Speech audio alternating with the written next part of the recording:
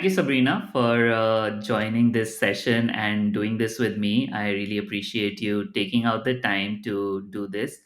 And like I was mentioning to you, that this podcast that I'm doing is to share basically stories of people who have come to Canada over the last few years, and what was their reason behind the move, how are they feeling over here in this new environment, how did they settle in the process and everything like that. So I really appreciate you actually accepting my invite to do this. Um, and yeah, I wanted to just start off quickly, like with just like a quick introduction or something about you.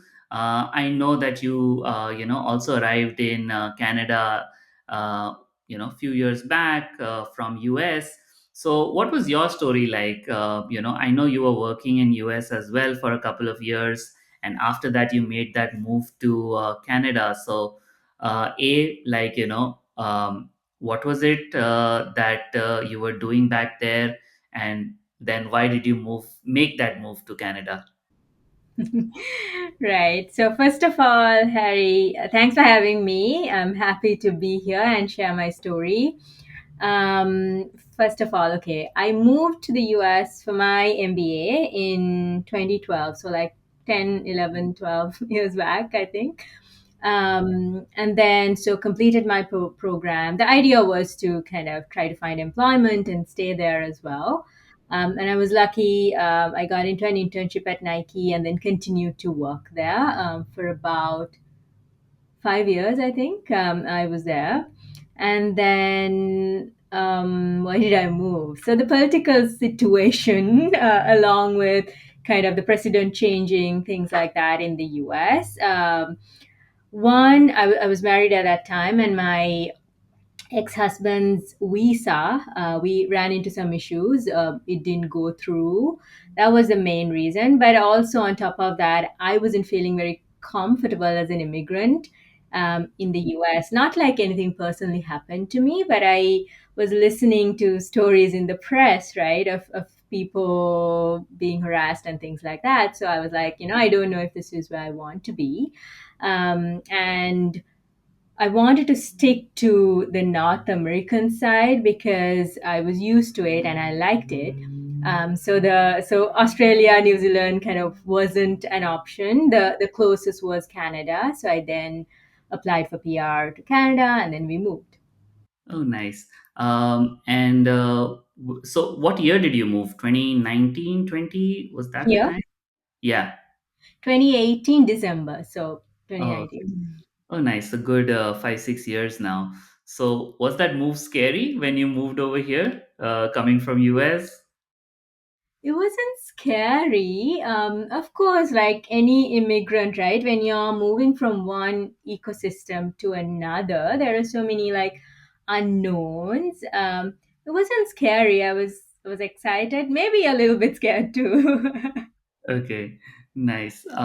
So just wanted to, like, uh, kind of going, back a few years, through memory lane, probably for you as well. Um, when you moved over here, how was the accommodation situation? Like, did you find it hard to find like an accommodation over here, or was it, easy? It was slightly hard, right? Because we didn't have credit here. We had credit in the US, but that wasn't enough, right? So I think, were at an Airbnb for 2 weeks or a little less. And then we had worked with a real estate agent even before moving. I had some friends in Canada, so I've asked them, and they have put me in touch. And we were looking at listings even before we came. So that was good. But then, kind of navigating that whole process was hard in some ways because in the US, if you want to rent a place, you don't need an agent. You can just go. look at the place, talk to the management. That's the system I was used to. So that was one. I was like, what? I have to I have to go through someone here, right? So that was hard. And then also, like, after we started visiting places, looking at places, because we didn't have credit here, there was the, okay, how many months of rent can we give? I think we were able to negotiate it down to maybe 2 to 3, if I remember right. My memory is not all that good, but it was a negotiation. Yeah. Yeah. So yeah, I know that that usually happens because you don't have a credit score, and you know, if you did have that, so the only deposit that you have to do is just the first and the last month. But you know, because the landlords don't have that, they sometimes ask you to, you know, give more of a deposit, and they ask you to write it by yourself. In fact, they make you write that, you know, you're voluntarily agreeing to paying like an X amount of deposit. It's usually because they also kind of want a you know, guarantee or a security in a sense. But otherwise, yeah, I mean, accommodation is something that everyone that I've talked to does tell me this thing, that, you know, one of the most challenging things once you move to Canada is accommodation. Like, you know, people first think about accommodation, then they think about, like, you know, okay, you know, now need to think about our career and things like that. So definitely accommodation takes like the first preference when you're moving into kind of like a new country. And but yeah, glad to know that, you know, at least you were able to find accommodation in, like, you know, 2 weeks of time, with at least giving some months of deposit. Were you happy with the accommodation that you found? Like, you know, I know a lot of stories that people tell me that when they move here, sometimes they have to settle in for a basement because no one else would give them like a condo unit also. So were you happy with the kind of accommodation you were finally able to secure? Yes, right. We were lucky. I think because we also came from the US, right? And then, if I remember right, my ex already, no, he didn't have a job offer, but we both were coming from Nike, and all of that, I think, also played a part, right? We were looking at downtown, like a condo downtown. We got that. So yeah, I was happy, but I don't think I was happy about having to pay 1 or 2 extra months. Yeah. Yeah. No, I mean, you know, that is unfortunately, you know, how the market is. And because the market is, you know, a very like, you know, buyer heavy or renter heavy market where a lot of people are looking for accommodation, I think, you know, the power goes in the hands of the landlords in the beginning. So, you know, they can actually leverage that situation. You did mention that, you know, while working in US, you were working with Nike, and you know, how how was that change like? You know, because you worked at a, you know, a global company for so many years, and you know, just leaving everything behind, and, you know, starting off in a new country, not just like finding accommodation, but then also thinking about your career as well. It was slightly challenging, right? I'm not gonna lie. I had, I mean, good work experience, but coming in, I think the styles were slightly different as well. So I'm originally from Sri Lanka, right? So I grew up in a different culture, and then I moved to the US, and I, kind of adapted to the working culture there. And the working culture in the US, we all know this is a little bit more direct. You don't have to be extra nice if you're talking about the work. You say it, very directly. So I think I had really adapted to that style. And when I moved to Canada, I really needed to shift that a little bit, right? Without the intention of sounding rude, I might sound rude at an interview, because I was just used to a different working culture. So that was really interesting to kind of really take a step back and make that change. Yeah. Interesting. No, very interesting. Because you talked about the fact that, even it's not, when we do say just like the North America diaspora, it's still not the same, right? Working in US compared to working in Canada, like they are also still quite different in terms of just like the working nature as well. Over here also, so like you mentioned, like Nike was where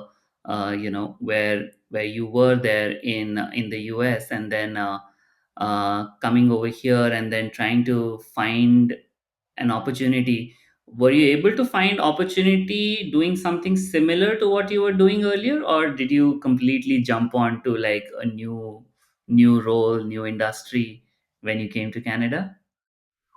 So I got something comparable in the same industry. Okay. So I was in finance and at Nike, and then I moved to you must have heard of robotics process automation, right? The automation Yeah. arm. So that's kind of what I did. So my first job here, though, was in finance. It was an internship and then a paid internship, and then I was able to get something in automation. So another thing I think I want to mention the difference between the US and here, or also something that was challenging to me. My profile was it wasn't like 10 years in hardcore finance or 10 years in whatever one area, right? So where you have a lot of depth in experience. Mine was more like in different areas, right? Three couple years I was in tech initially. I was a BA, and then I had done some research work at a brokerage back home in Sri Lanka, and then even at Nike I had moved a little bit. So that profile, I think, for Canadian employers, they tend to be a little bit. I think this is my personal opinion, right? I think they are less risk. They have less risk appetite. So with Yeah. with a profile like that, it doesn't give them the assurance that okay, this person really knows kind of in depth whatever Mhm. that area is. So I really needed to focus on kind of almost taking a step back and showing through my resume that I did have depth, although I had moved around. So that was interesting too. I wanted to kind of bring it back here. Okay, that's nice. And yeah, great. Did it take you a while to like find opportunity over here in Canada? It did. It actually took me about 5 to 6 months, Okay. right? And that's interesting because I think I did all the wrong things, right? That I teach people now not to do as a coach.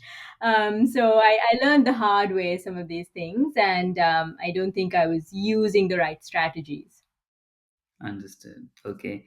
And yeah, I mean, and then 2019 is when you would have secured like a position, you would be working, and then suddenly 2020, COVID would have hit. Uh, did that shake up things for you? It did actually, because that's when. So yeah, we all started working from home, which was a totally new thing, right? We had never done it before. And then I think during COVID, a lot of us started questioning our lives, what we were Yeah. doing, things like that. And I also realized that I wasn't really happy being in the corporate world. Like I had always known that, but living in the US, my visa was attached to my job, and there were other restrictions. I couldn't just do whatever I wanted to do. Right. Yeah. But during COVID, I really took a step back. I worked with a coach myself and really tried to understand what do I really want to do with my life.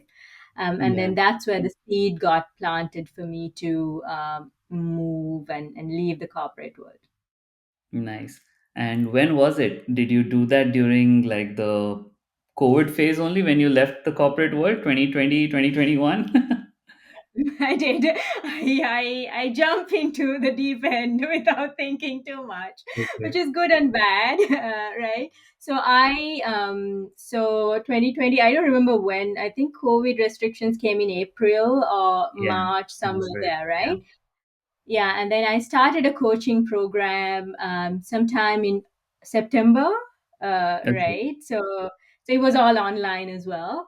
And Yeah, then I also, in addition to coaching, I was also launching a freelance writing business because I felt like, okay, I already had the skills to do that. I just needed to build the business side of it.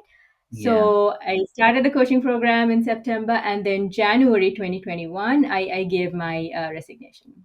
Oh, okay.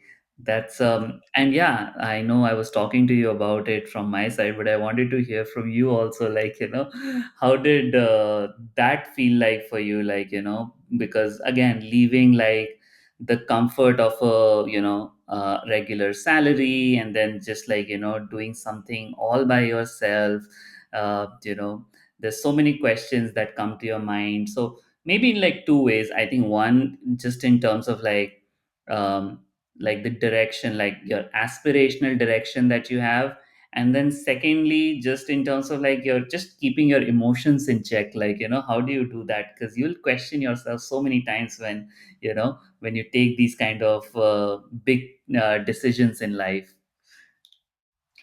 Yeah, so you're right. It was a very scary decision, and I didn't take it, in a matter of days or weeks. It was very much deliberated over months and months. um so how I got to that, so like I said, I knew I wasn't happy. There was a mismatch for me, like in the corporate sector, and I'm generally somebody who makes decisions based on my feelings primarily, right?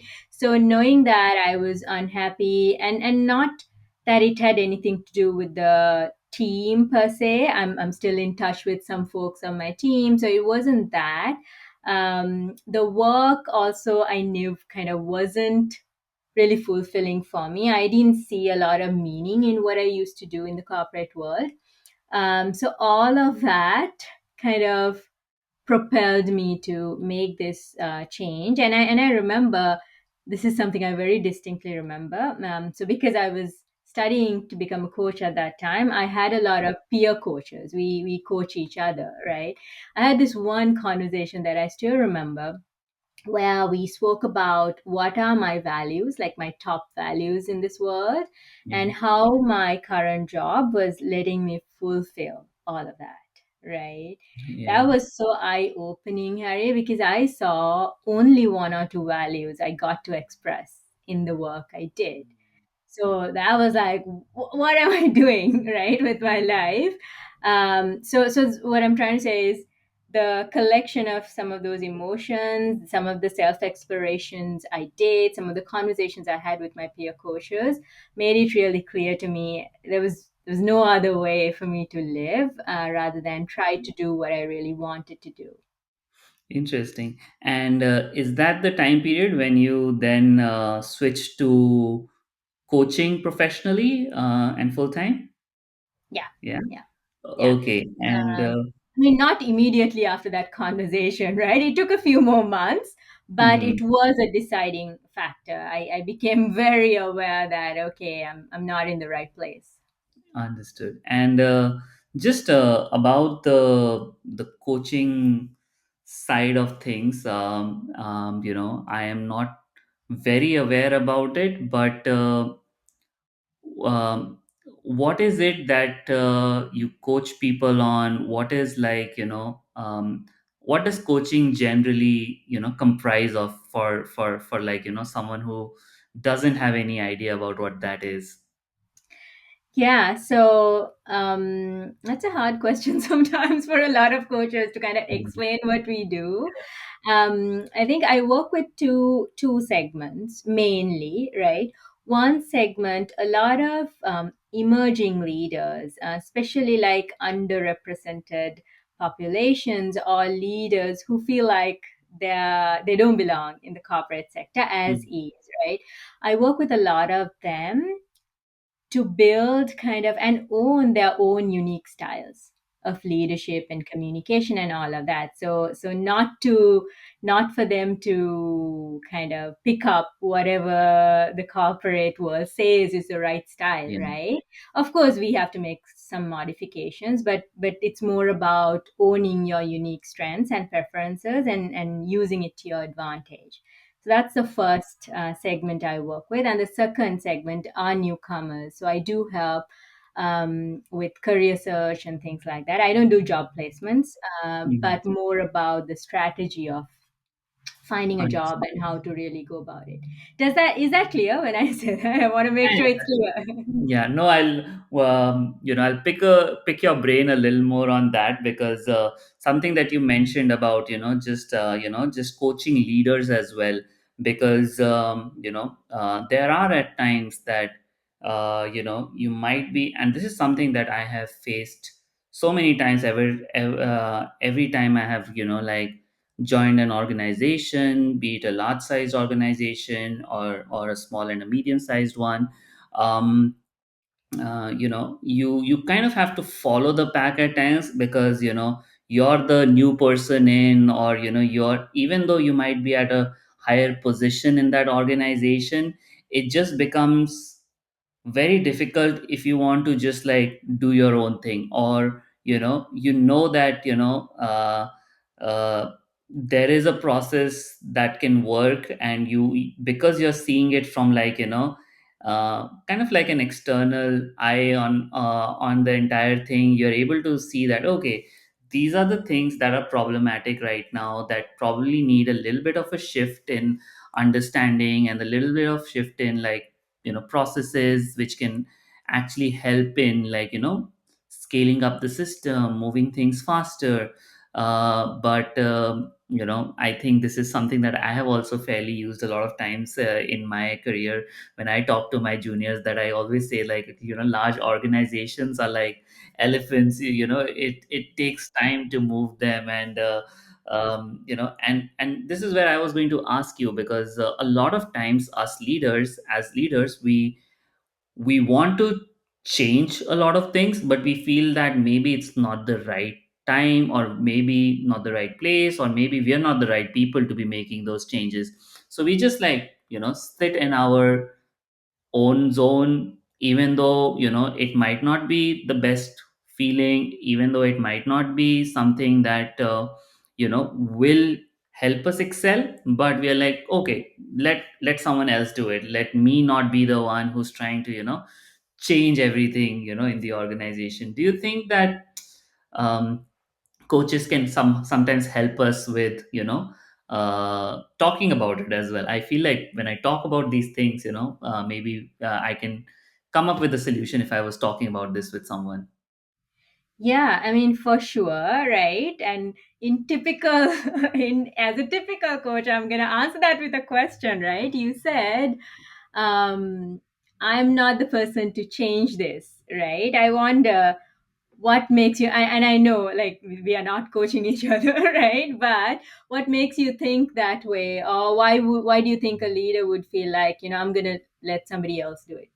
Yeah, a lot of times it's because when you are also moving into, say, and this is where I was coming in from, a different organization, and it has happened to me both ways. I've come from a bigger organization, joined a smaller one. I came from a smaller organization, joined a larger one.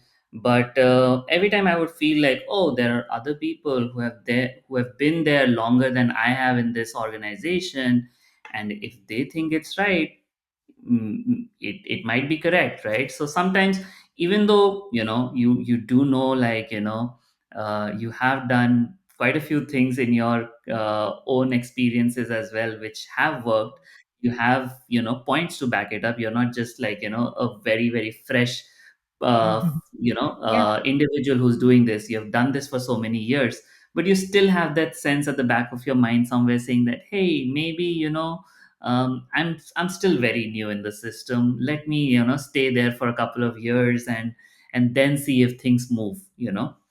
So Okay, totally get that. I've been there as well, right? But what I would say to you is, then, or anyone who's in this position, I think, one, uh, if I were to work with someone like that, it's about building their confidence, right? In trusting that, like you said, right? Yeah, we are not a fresher. We've done this before. So really leaning into that and Yeah. building the confidence, I think is number one. Yeah. But even if the confidence is built, I think there's a balance of when somebody, a new leader, should make changes, right? Because it takes time to build trust. It also takes time to understand why they're doing it, how they're doing it, right? There's a lot of stakeholder management to do. So I think there is something, when a coach works, it's about, okay, how to get buy-in and trust Yeah. from existing people first before going and changing anything, right? Yeah. And the last part is, with even those two pieces, I think there's a technique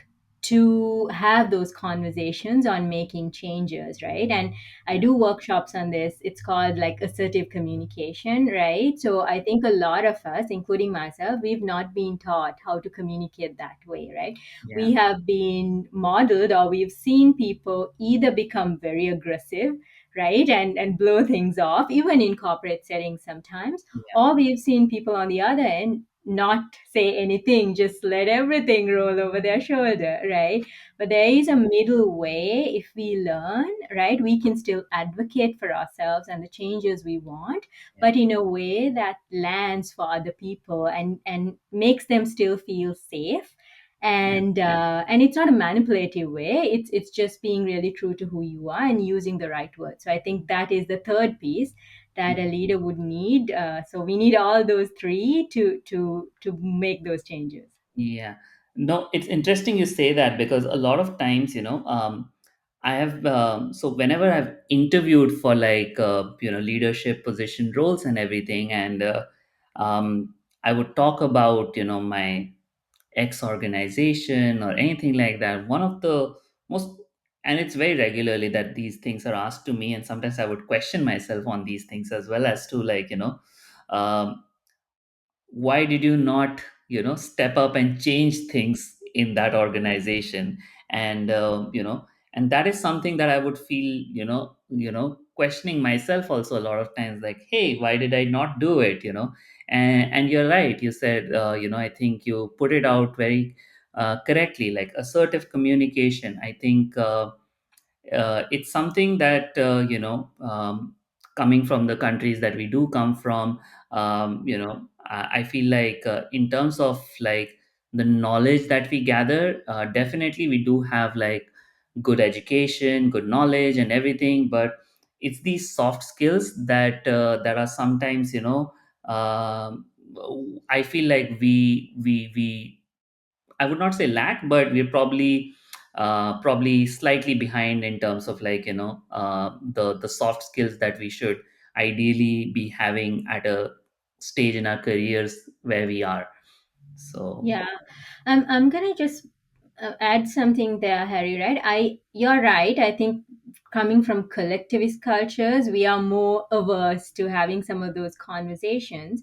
yeah, But my clients, I have a lot of North American white clients as well, and I see that this is across the board that we haven't really been taught to have these conversations. I don't know much about the school system in North America because I didn't go to school here, but I'm guessing, that's missing. Or, I mean, we know a lot is missing, like mental health, emotion management, all of that as well. So I'm guessing this is also missing. And I feel like it's like across the board.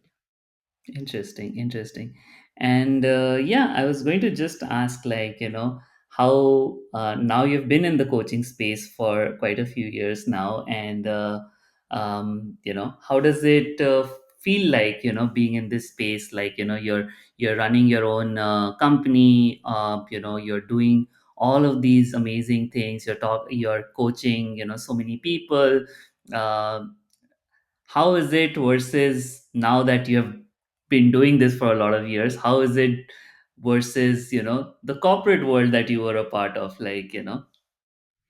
I mean, I love what I do. I guess you can see from the way I even talk about it, right? Because I do get a lot of fulfillment out of what I do, and that's something I really am grateful for and cherish.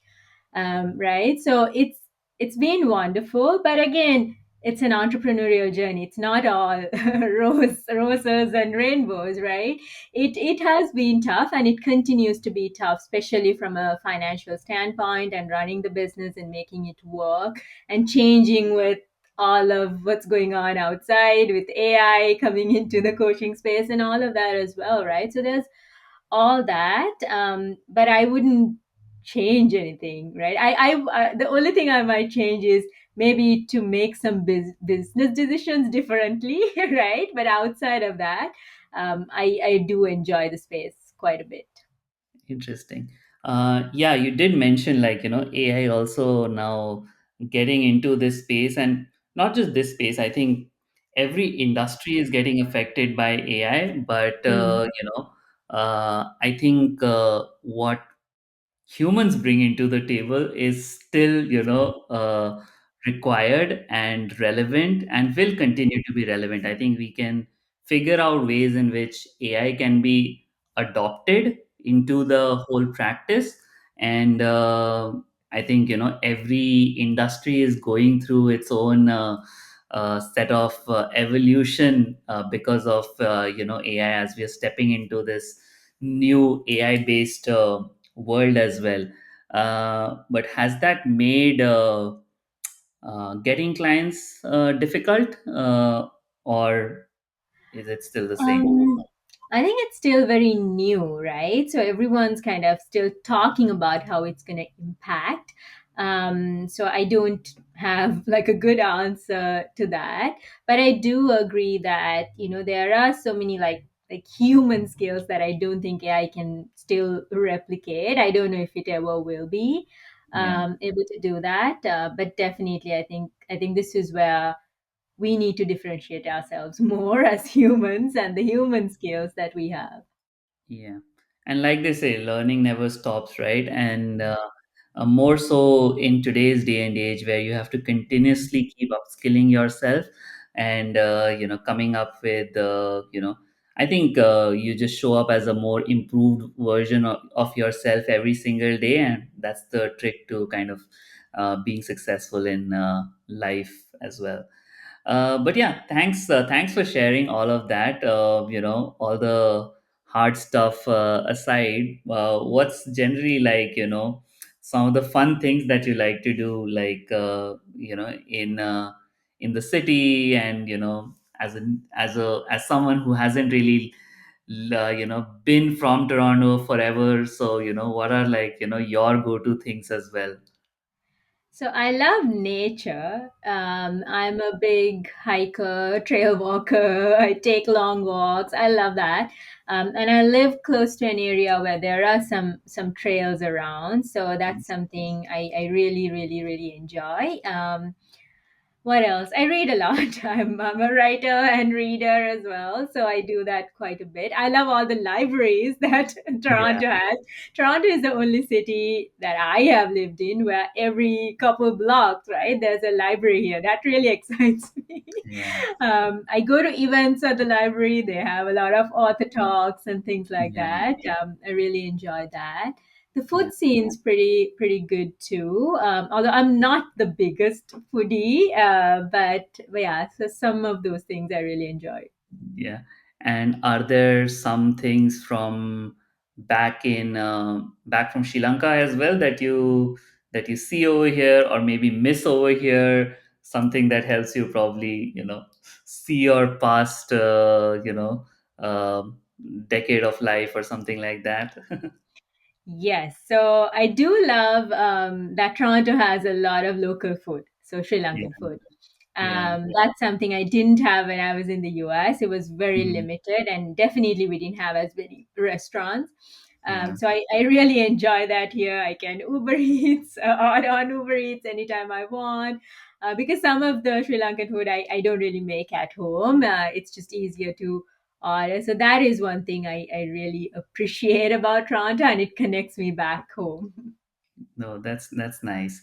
And yeah, give me a recommendation. Any food spot or any Sri Lankan food that you would like to recommend me as well, because I'm not from Sri Lanka, but I Yeah. definitely do love Sri Lankan food But as you've well. been there, right? So you know Yeah, some of our food. no, for sure. My family's lived there for 4 years. My sister Yeah, used to study there, so I in remember. Colombo. So yeah, we do have like a lot of Sri Lankan friends in the family as well. Yeah. What's your favorite Sri Lankan food from whatever you've eaten those days? Um, so there used to be a mix of I think it's called what are those things? The string hoppers, and you would have them with like a prawn curry or something like that. So Yes. it's very close to South Indian food, but those Mm. string hoppers and everything, at least that's not what it's called in South India. I'm not sure if there's the alternative to that, but yeah, the combination of those kind of things. So every time I would go there, I would have like prawn based curries, and along with those string hoppers, like those were like my go-to food, like every time I would be in Sri Lanka. So yeah. Right, right. I mean, string hoppers are great. I love those. I'm also a big hopper fan, so I'm always looking for hopper spots or even lump rice. This rice we make, right, in the banana leaf. Yes. Um, yeah. So recommendation. I mean, I don't think there's a lot of dining places, right? Most of them are take out. There's a place downtown called, I think, Saffron Spice that I've tried a few times. Their food's pretty good. And there's also I think this is new, at least I got to know about it new. I haven't been there, but it's called Colombo Lounge in Scarborough. I'm pointing Oh, towards Scarborough. nice.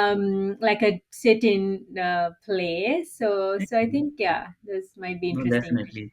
That's good to know, because I do also have a lot of memories from Sri Lanka, because I did my internship over there when I was in my university days, and I remember my lunches specifically, like you mentioned, the banana leaf and the rice and everything. I love that. Every day that parcel would come for lunch, and it'll have the chicken and rice and all of it, and yeah, that is something that I still cherish, because I made a lot of Sri Lankan friends. We had like slightly different cultures, and but I would share the food with them, and they would come to watch Bollywood movies with me in Colombo. So I would take them, and I would be like, this is how it happens. So it was so fascinating, sharing just those little cultural exchanges as well. So those are still very fresh, in my memory. So that's something that I always remember, about Sri Lanka. So Yeah, yeah. I mean, food is very important to us. It's a big a big thing in our cultures, right? yeah. Interesting. No, definitely, and yeah, that pretty much brings us to the end of the podcast as well. I think time just flew away when we were talking, and Yes. but yeah, thank you, Sabrina, for just like taking out the time to do this. It was so much fun just to like talk about you know life, your journey in Canada, your plunge from a professional career to an entrepreneurial one, and I'm so happy that I got to do this with you. Especially at the point where I am in my life as well right now. So I'm so glad that I got a chance that we got to do this, and yeah, I'll connect with you. Probably offline to discuss more things, but thank you for just doing this with me. Yeah, I mean, the conversation, I really enjoyed it, right? And I feel very energized, like you said, right? We were kind of talking about a whole different things. So thank you for having me. I had a fun time.